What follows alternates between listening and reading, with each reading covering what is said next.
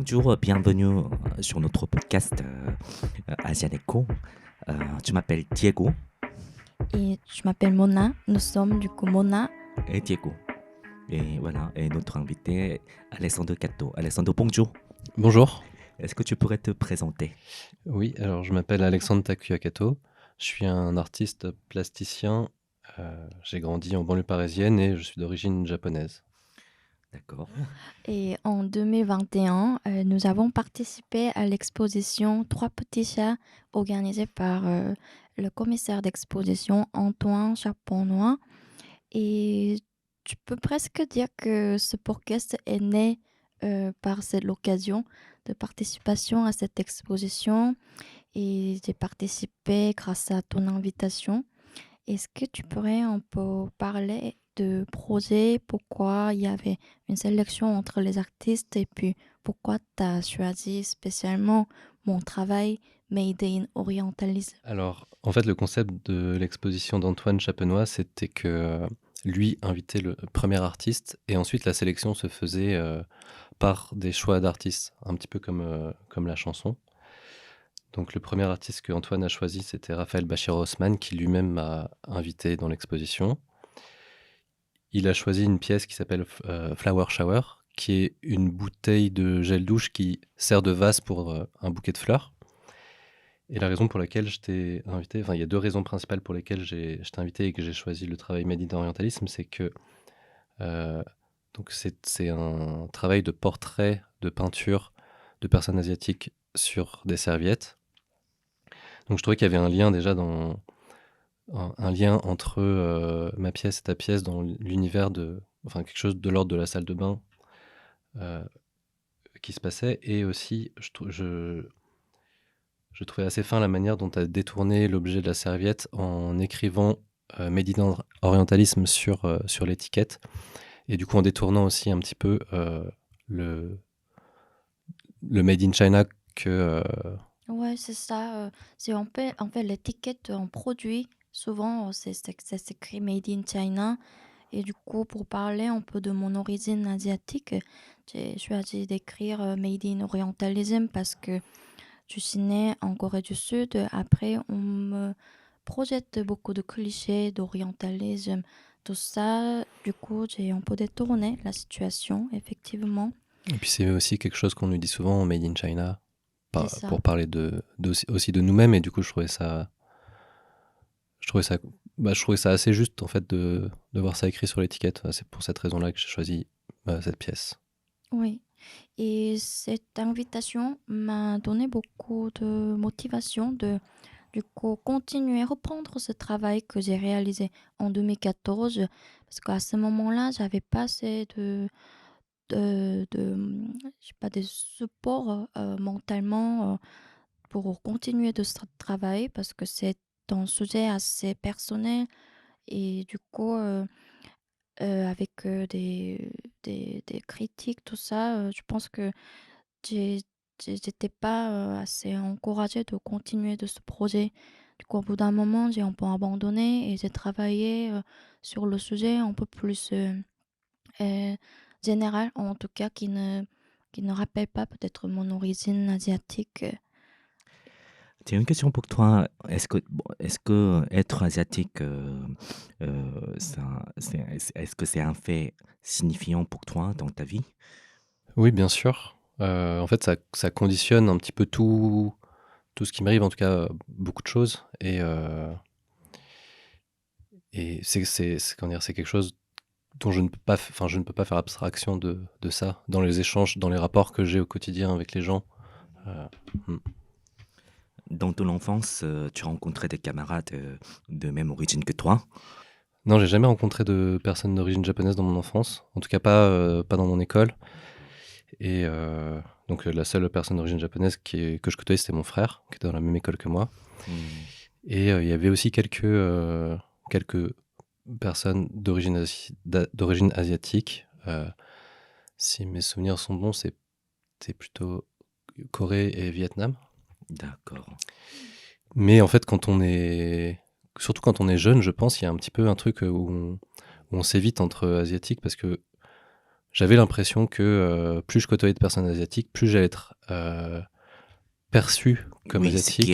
ce qui est un Et- peu, ce qui parle aussi un peu de nous, tu crois, Oui. oui. Hum. Est-ce que tu as des expériences d'avoir été témoin d'une situation, par exemple, discrimination raciale, ou tu as vécu ce genre de choses, et si oui, est-ce que tu as réagi à cette discrimination raciale? Alors oui, bien sûr, Mhm, je dirais pas quotidiennement, mais quand même pas loin, quoi. mhm. Et il y a des cas où je réagis, il y a des cas où je réagis pas. Ça dépend vraiment du contexte, de mon humeur, de mon état, des gens autour, vraiment plein de choses différentes.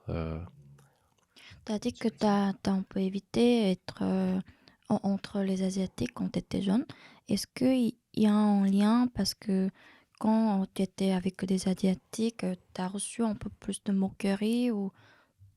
Ah, je sais pas si j'en recevais plus, parce que en fait, je sais pas si ça change vraiment quelque chose. Je pense que ça change rien, mais c'est juste que euh, euh, j'avais l'impression que de ne côtoyer aucune personne asiatique, ou en tout cas de m'écarter le plus possible de mes origines, allait me permettre d'éviter toutes les remarques racistes, les comportements que je subissais, quoi. Mais bien sûr, ça changeait rien. Oui, du coup, en fait, c'est assez vrai pour moi aussi parce que tu peux pas dire que, en conséquence de fréquenter uniquement un groupe d'amis asiatiques, ça va me faire une victime de quelque chose comme ça. Mais moi-même, j'essaie éviter d'être trop asiatique, en fait, moi aussi, peut-être pas, je sais pas, une sorte d'autocensure, quelque chose comme ça. Ouais, du coup, tu comprends ce que tu dis là, oui. Après, personnellement, c'est quelque chose qui a changé maintenant. Je cherche pas je cherche plus à éviter ça, même peut-être au contraire, j'essaye d'échanger avec d'autres personnes qui peuvent avoir des vécus similaires aux miens. Et ouais, je suis plus dans cette attitude-là maintenant.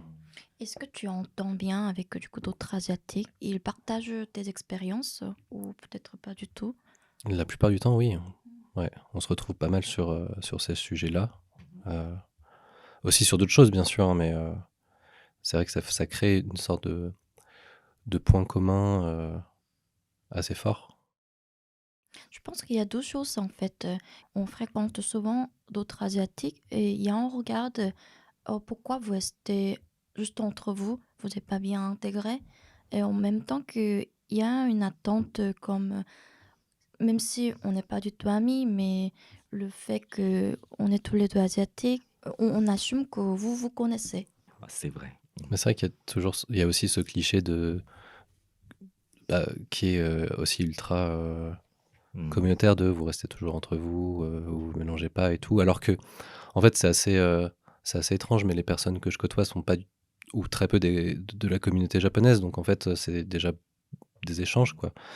C'est, d'une part, c'est pas parce qu'on est perçu comme asiatique qu'on vient du même pays ou qu'on a la même histoire. Et ça me fait penser, bah, ma copine est aussi asiatique d'origine vietnamienne. Et ça nous est arrivé plusieurs fois en fait que des gens nous disent ah mais vous avez fait exprès d'être ensemble machin, alors que en fait pas du tout, et c'est des questions qui sont pas du tout posées à des couples blancs par exemple. Il y en a plein autour de nous et Oui, c'est ça. personne ne leur pose C'est cette ça. question-là, quoi. Les Français, ils adorent la culture japonaise, n'est-ce pas? Oui, En général, ils parlent quand même, en fait, pour moi, il me semble qu'ils ont un peu de fantasme sur le Japon et sur la culture japonaise, etc. ouais, Ouais. complètement. Est-ce que tu peux expliquer avec tes propres expériences un peu plus? C'est vrai qu'il y a quelque chose Mhm. qui change dans les rapports à partir du moment où les personnes savent que je suis d'origine japonaise et Mhm. pas d'origine chinoise. Ça m'est arrivé pas mal de fois qu'on me demande en fait ah mais t'es de quelle origine? Ah, t'es pas d'origine chinoise donc ça va. Euh, Ouais, ce genre de choses, oui. et c'est vrai que quand souvent quand je réponds que je suis japonais, les gens ont, en fait, je pense que les gens ont beaucoup de références culturelles par rapport au Japon, qui sont bien sûr fantasmées, mais en fait, il y a quand même beaucoup de choses à dire et à échanger. En tout cas, les gens ont envie d'investir cette porte ouverte par plein de choses Oui, qu'ils apprécient. Et après, enfin, moi, personnellement, je trouve qu'il y a aussi beaucoup de choses qui sont de l'ordre du fétiche plus que de l'appréciation. Et oui, tu penses aussi. Oui, c'est du fétiche, voilà. En tout cas, ça va être plus du fétiche que d'admiration. Surtout les Français, ils sont très accrochés aux subcultures japonaises comme animé, dessin animé, manga. Ils parlent tout le temps de manga. Qu'est-ce que Oui, c'est, par c'est ça. exemple, première chose qu'on évoque quand on entend que tu es personne d'origine japonaise? Oui, C'est quand je dis que je suis sud-coréenne, et tout de suite, il y a le rapport avec, entre la Corée du Nord et la Corée du Sud, oui. Kim Jong-un. Mhm. Et le deuxième chose, je sais pas, c'est Blackpink, BTS, K-pop, Oui, oui, ça. Parasite. Oui. ouais. Et toi, qu'est-ce qui t'arrive? C'est-à-dire, qu'est-ce qu'on te mentionne en fait? Alors, ça dépend vraiment du, comment dire, de l'intérêt de la personne par rapport au Japon. Il y a des gens qui adorent la subculture et qui vont parler de manga et d'animé. Il y a des gens qui aiment pas ça et qui vont parler d'un côté un peu traditionnel et un peu Ah oui, ça aussi, très connu en France, hein, ce ouais. côté-là. Il y a des gens qui vont aussi parler de je sais pas, du zen par exemple ou du Ikebana, par bouddhisme, exemple, oui. de l'ikebana. En fait, il y a comme ça Oui. plein de portes d'entrée qui sont Oui, c'est ça en fait. Du X. coup, ils vont te parler de leur Japon. C'est C'est-à-dire, ça exactement. au lieu de parler de toi ou... Oui, Oui, et souvent c'est entre... c'est des échanges qui Oui, en fait c'est une manière de parler d'eux et de ce oui, qu'ils c'est aiment ça. et assez peu de me poser des questions sur par exemple mon rapport au Japon, des choses que je peux connaître peut-être plus Ouais. profondément parce que c'est aussi des choses que je vis avec ma famille C'est et ça. Est-ce que ce japonisme te dérange-t-il parfois? Bon, c'est un peu quand même lié à ce qu'on vient de dire. oui, oui, bien sûr que ça me dérange. En fait, c'est une relation qui est, bah, comme tu disais tout à l'heure, c'est une relation à un Japon que j'ai l'impression ont inventé et, euh, et du coup, ça peut pas sortir de leur propre projection qu'ils ont de... En fait, ils parlent pas avec toi. Ils parlent pas avec. Ils sont pas vraiment prêts à t'écouter en tout cas. C'est oui, tu vois ce que tu veux dire. C'est leur prisme. Oui. Mais il y a un moment que tu as profité, que le fait qu'on te perçoit une personne japonaise, et puis on s'intéresse beaucoup parce que tu es une personne d'origine japonaise. Bah, bien sûr, au tout début, quand, euh, quand j'ai réalisé qu'il y avait quelque chose qui pouvait être perçu comme positif quand je disais que j'étais japonais, au tout début, je me suis dit, ah bah c'est cool, les personnes sont sympas. Et puis après, j'ai réalisé que en fait, il n'y a pas de raison à ce que les gens soient plus sympas quand tu es d'origine japonaise que quand tu es d'origine chinoise ou quand tu es juste d'une autre origine. Euh, donc c'est vrai que petit à petit, j'ai réussi à comprendre que c'était pas forcément quelque chose de positif que les gens soient, comment dire, soient un peu séduits par le fait que je sois d'origine japonaise. En fait, c'est, enfin, il n'y a aucun sens à ça. Et puis, bah, comme on disait tout à l'heure, c'est pas vraiment enfin, c'est pas vraiment à moi que les gens s'intéressent, c'est plus à quelque chose qu'ils fantasment par rapport au Japon. Donc, Ouais. Et puis peut-être tu t'intéresses pas à eux, du coup. Ça, Forcément, voilà, par exemple, tu peux pas parler forcément du Japon avec un inconnu, par exemple. Oui. non, mais en Oui. fait, j'ai pas spécialement même de dire que je suis d'origine japonaise. Souvent, ça Mm. vient ça vient dans la conversation quand je vais parler de quelque chose qui me relie à ma famille ou à un voyage ou Voilà. à mon Et travail, parce que ce que tu as vécu par rapport à ce pays. ouais.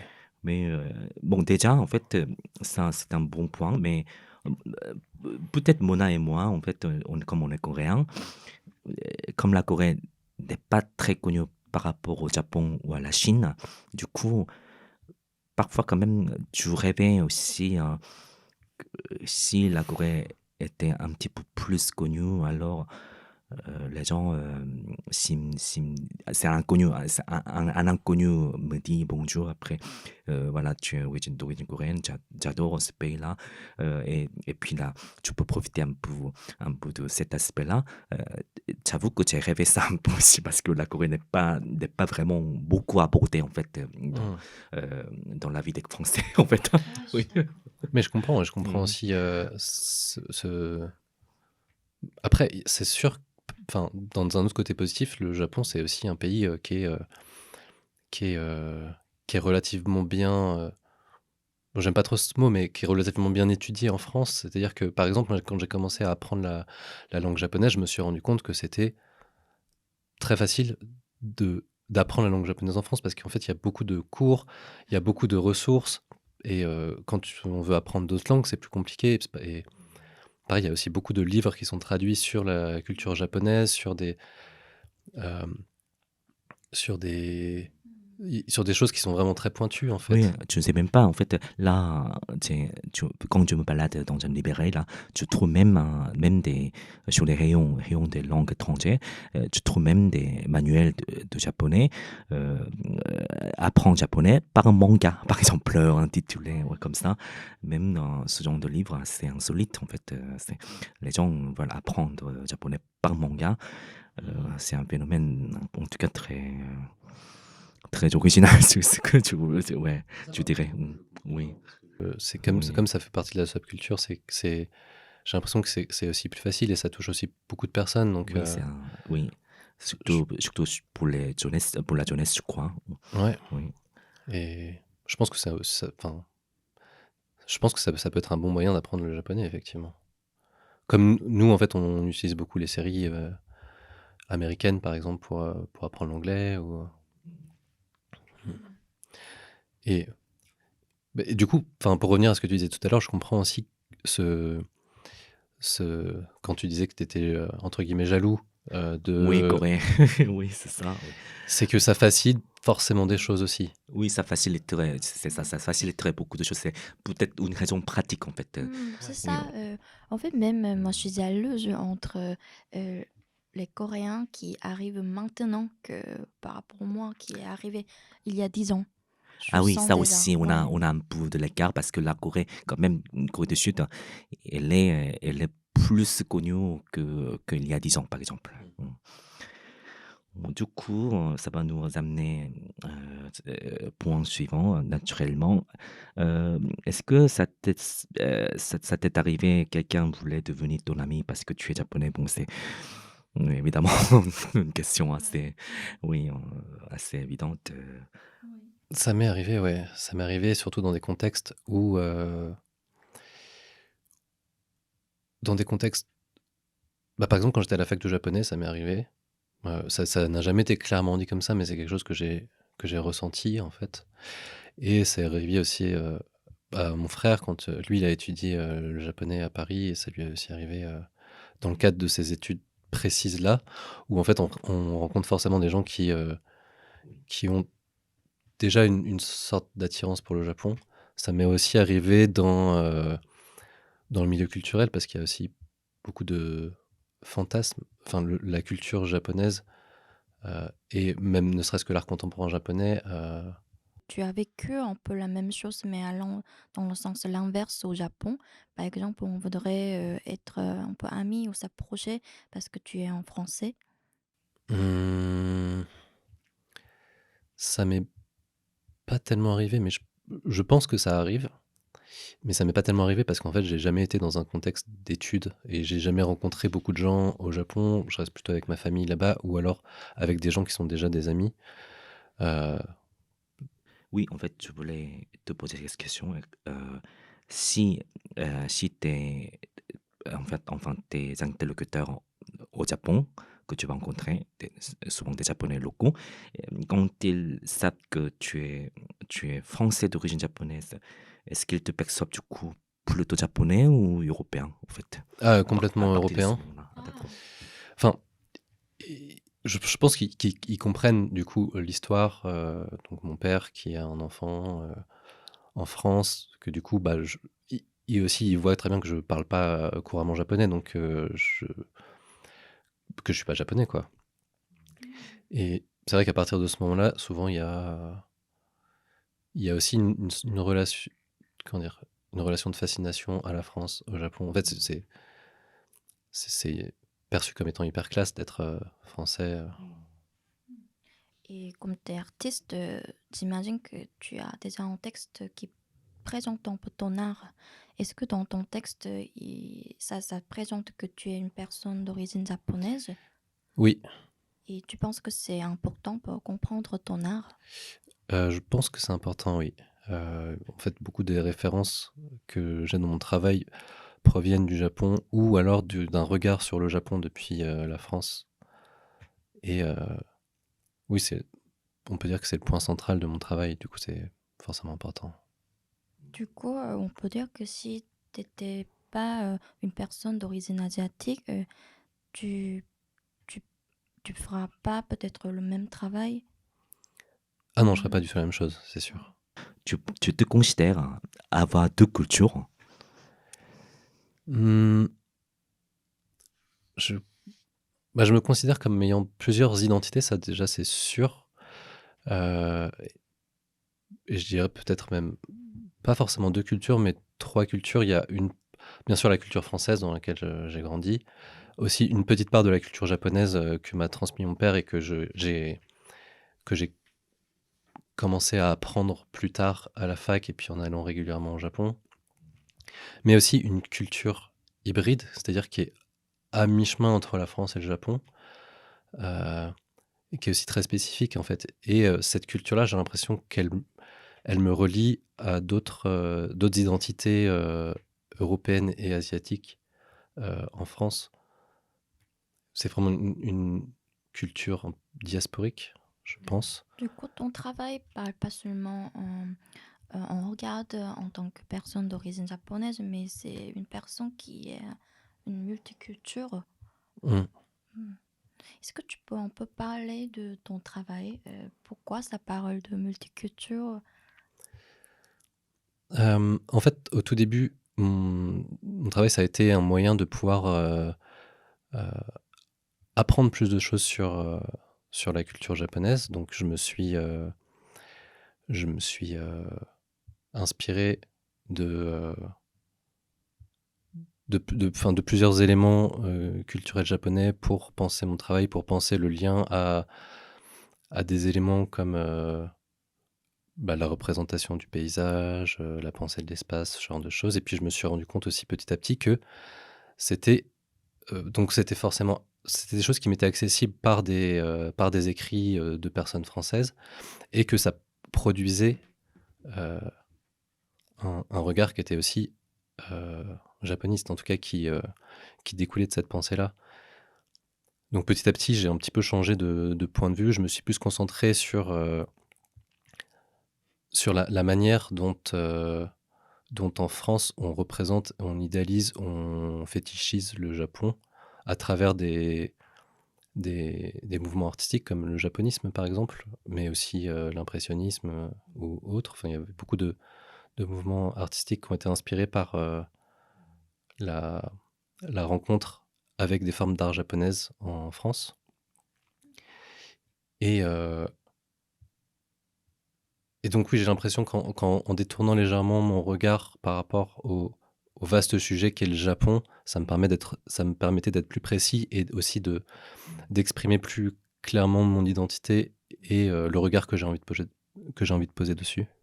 Tu penses que c'est bien compris par le public français? Hmm. Ouais, ça dépend, je dirais 50-50. Non, peut-être même. Ça dépend. Quand j'ai le temps d'échanger avec des personnes qui sont déjà sensibles à ces enjeux-là, c'est très facilement compris. Mais sinon, ça m'arrive aussi parfois de passer du temps à expliquer un petit peu mon travail, mes recherches.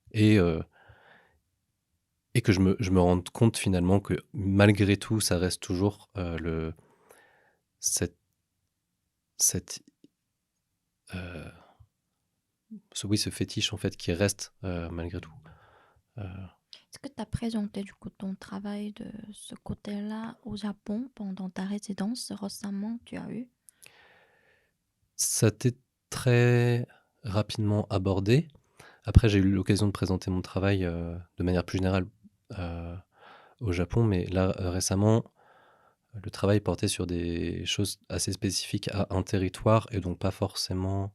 Même si ça rentrait, même si la base de l'exposition se faisait à partir de ça, ouais, c'était un peu différent.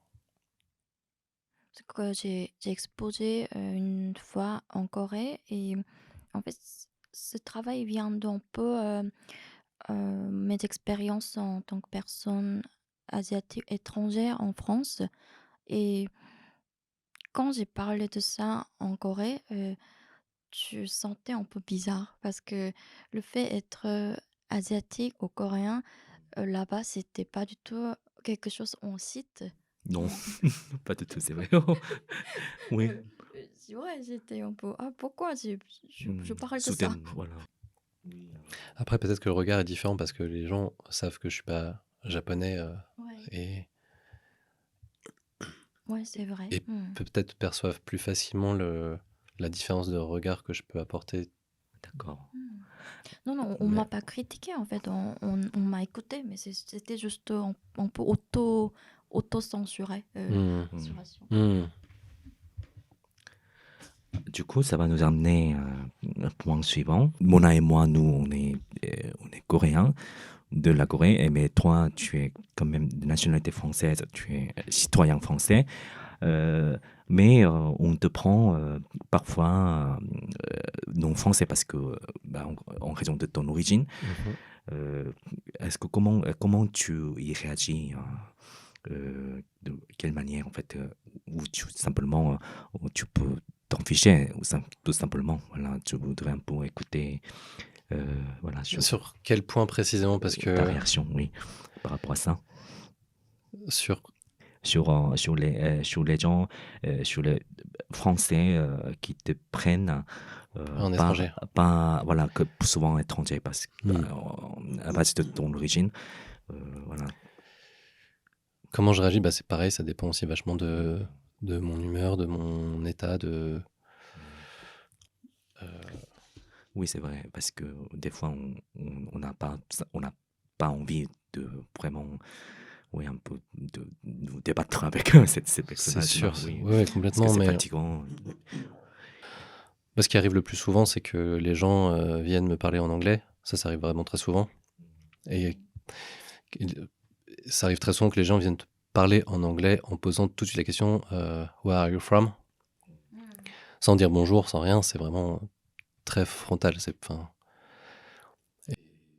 En fait, justement, à partir du moment où ils savent que tu viens pas vraiment du Japon, est-ce que leur traitement, leur comportement, attitude change un peu légèrement ou ça reste même parce que comme tu es perçu asiatique, tu es perçu voilà, d'origine japonaise, donc tu es simplement, tout simplement japonais, par exemple, ou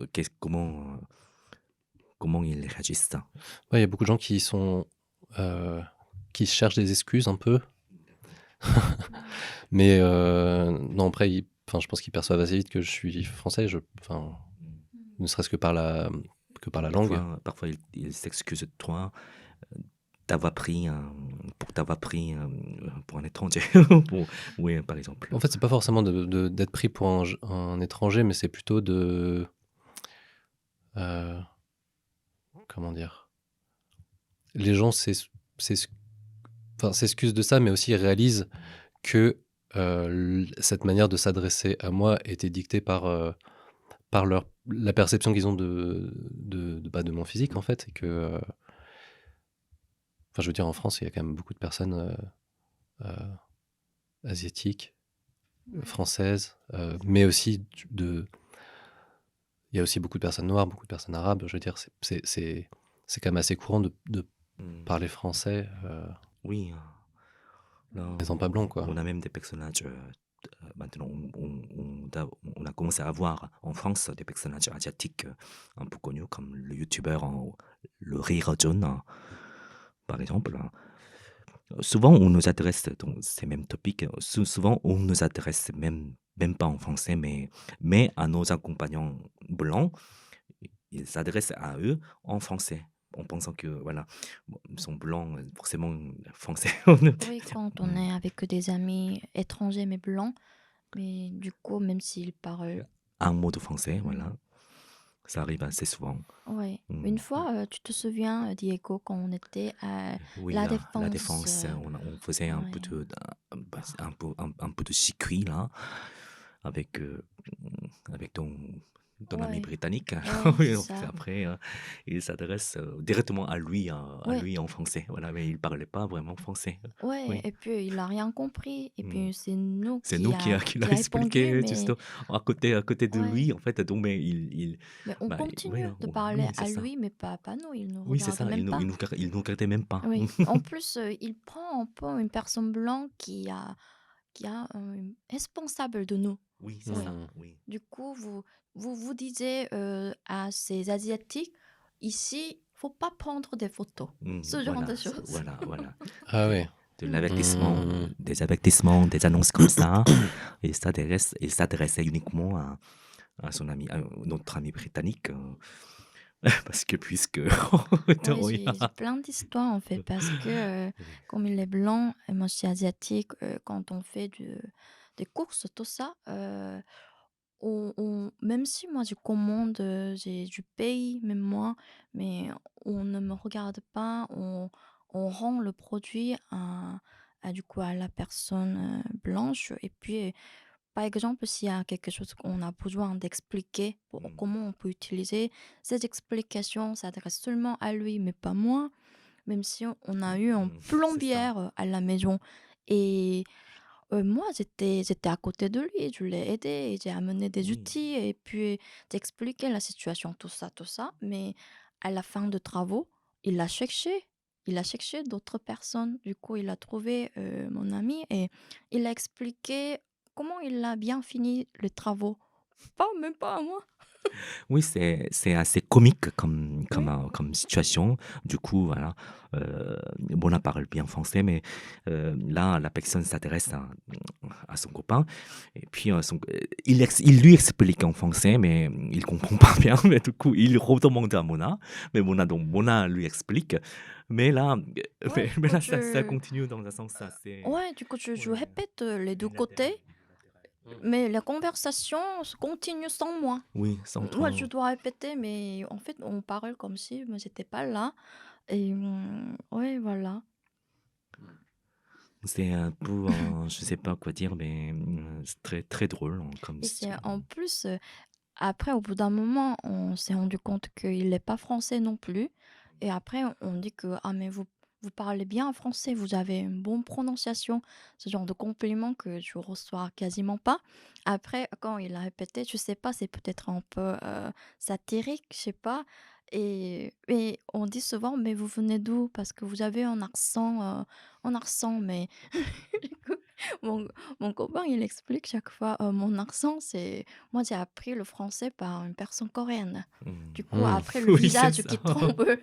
C'est toi, hein, son tuteur français, en fait. Souvent, un occidental parle des problèmes du Japon, de la Corée, c'est-à-dire la société, euh, problème de la société.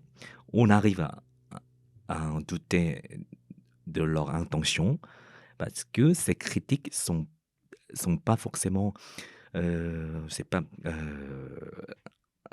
j'ai l'impression que ces critiques sont pas vraiment bien fondées. C'est plutôt pour nous dire que voilà, chez vous, en fait, vous n'êtes pas capable d'avoir même niveau de civilisation que nous. Par exemple, voilà, oh, vous, les Coréens, vous travaillez tout le temps parce que vous êtes, voilà, vous aimez travailler, voilà, personne ne dit ça, mais quand même un peu, il sous-entend en fait, il sous-entend un peu, heu vous travaillez trop, mais vous ne luttez pas trop, en fait, ce surcharge de travail. Mais en France, voilà, heu, on est assez, rebelle, hein, par rapport à cette situation. Donc on a nos droits, nos bons droits au travail. Par exemple, le travail 35 heures par semaine, 3 c'est-à-dire 3 à la pause, par exemple. Mais là, du coup, tu prends simplement un exemple, mais ça, quand j'entends ça de la bouche des Français, je doute sur leur intention parce que ça ne me sonne pas vraiment, hein, comment, je sais pas, un argument bien fondé.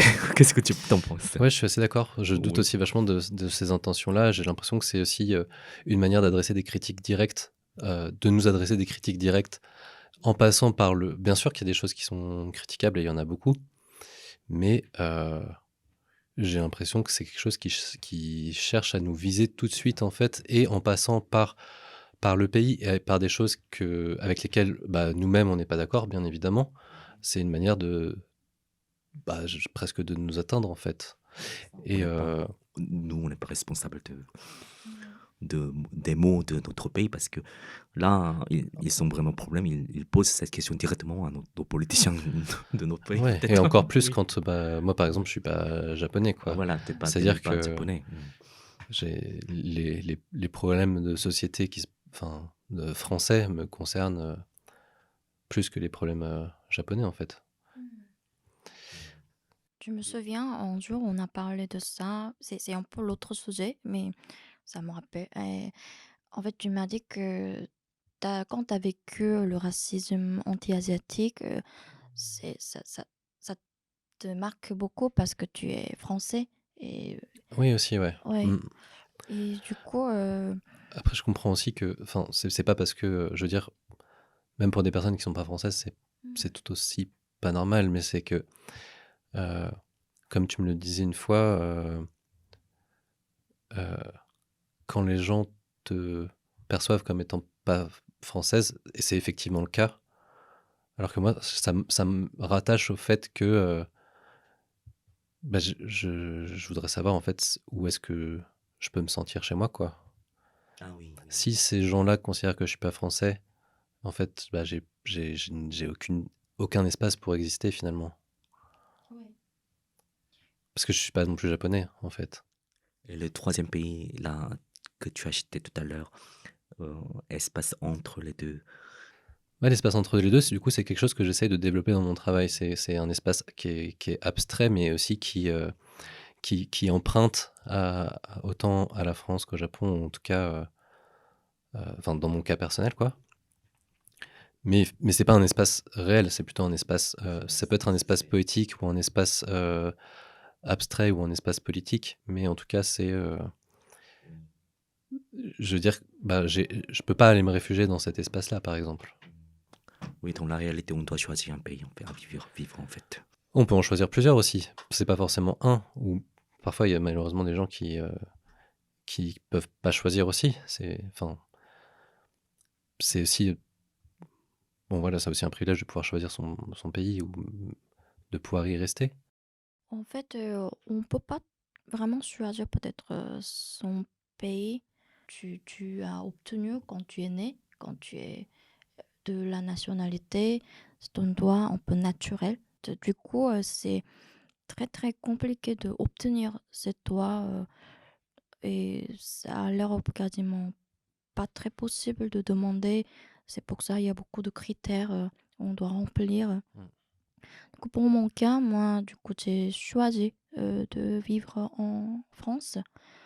Et du coup, de l'autre côté, ça me blesse un peu. On me prend toujours étrangère qui n'est pas d'ici parce que, en fait, on est né dans un pays qui n'est pas vraiment peut-être notre choix. Mm. Mais moi, j'ai choisi. Et le fait que j'ai choisi, ça peut être peut-être aussi fort en Mm, lien. bien sûr. Ouais, qu'on est juste né comme ça, par hasard. Tu as montré ta volonté de vivre ici, donc ça doit même compter. Ouais, Oui, oui, mais voilà, parfois par exemple, moins reçu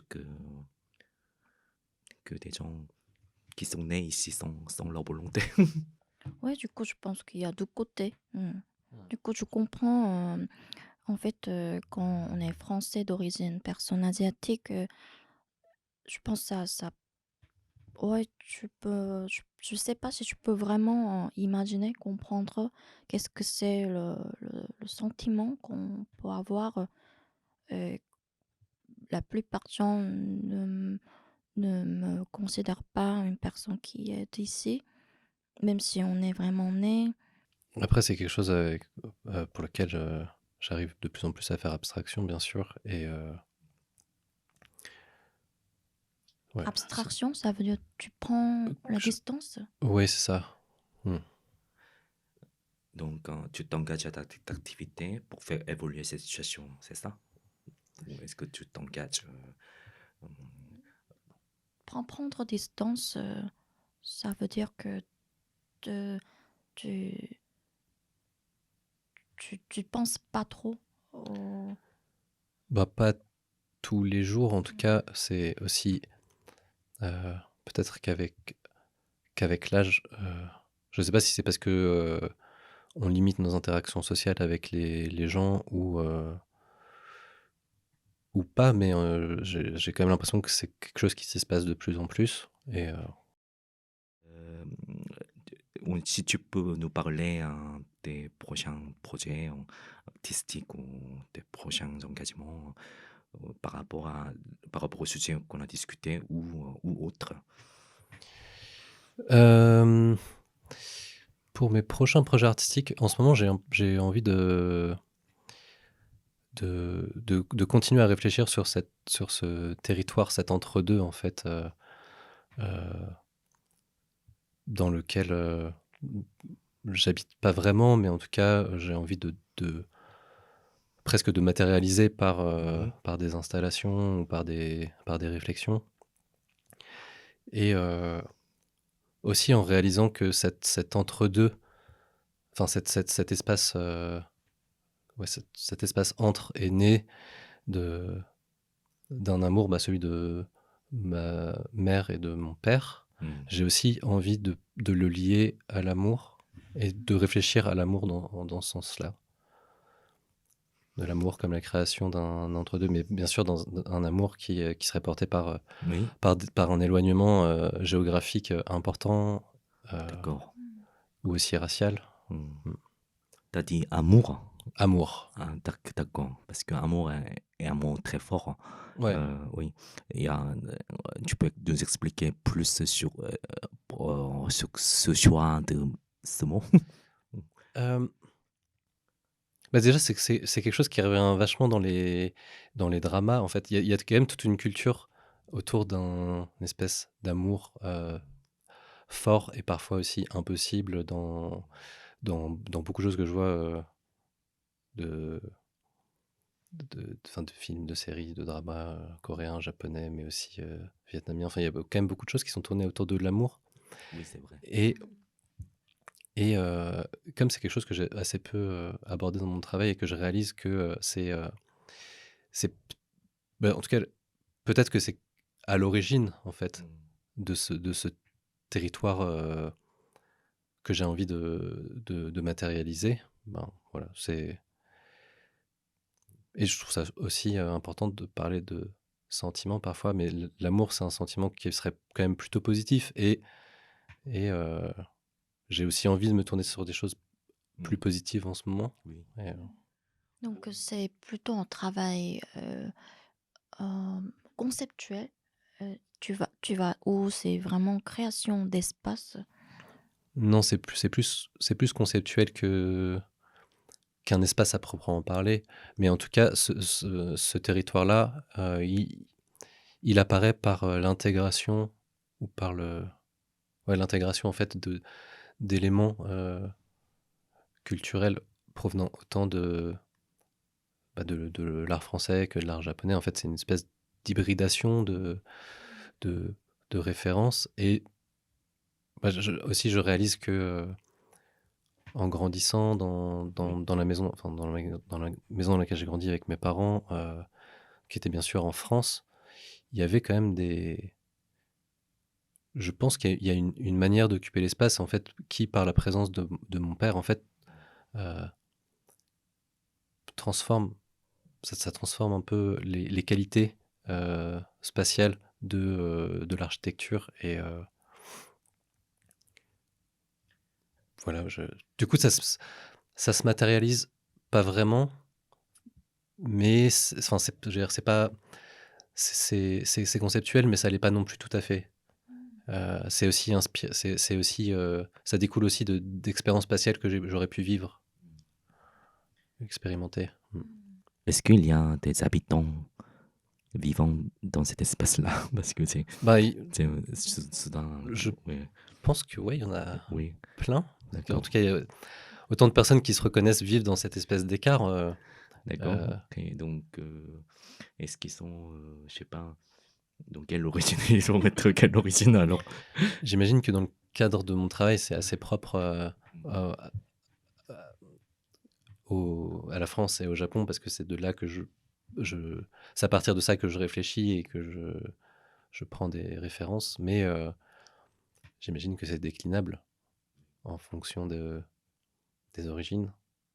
Mais j'imagine que aussi cet entre-deux-là peut être investi par d'autres personnes qui se retrouvent dans cette situation d'entre-deux, mais qui sont pas forcément liées aux deux extrémités, quoi.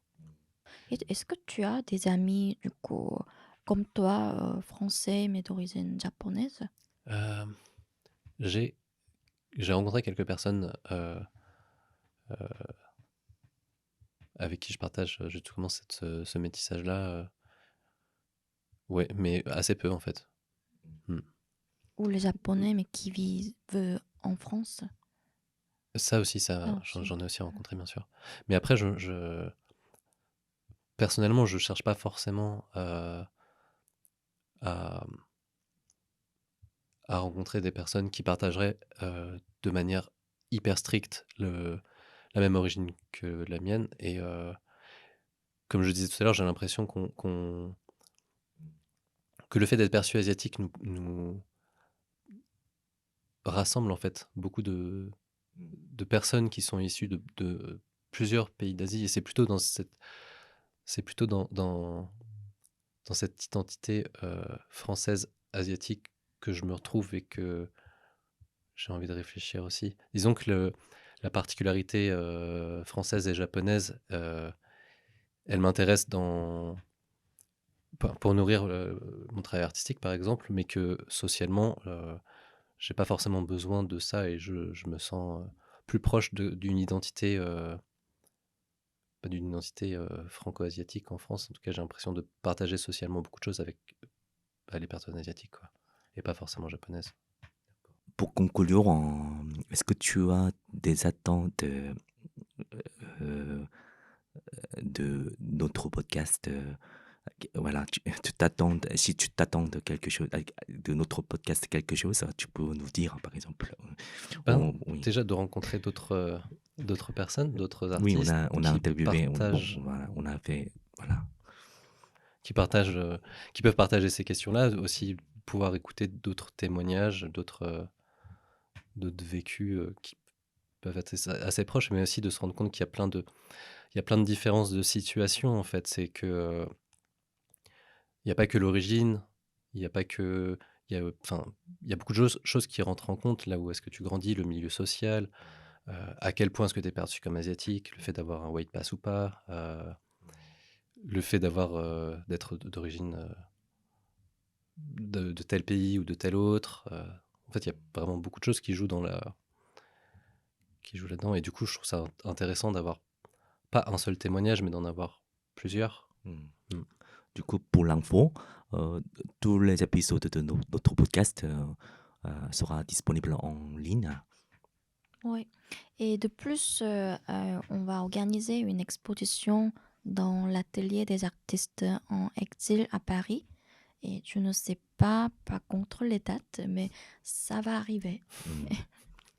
Ce sera l'occasion de rencontrer vraiment tout le monde et échanger nos expériences parce que on a en fait déjà rencontré avec Diego des personnes Mm. asiatiques afghanes. Oui, Afghanes. voilà. Ouais, oui, ça peut parler plein de choses en fait. Mm. Bon, du coup, merci Alexandre d'avoir été avec Merci nous. Diego et merci Oui, Mona. Merci Alexandre et Diego. et merci d'avoir suivi notre podcast. On va revenir très très vite. Merci, à bientôt.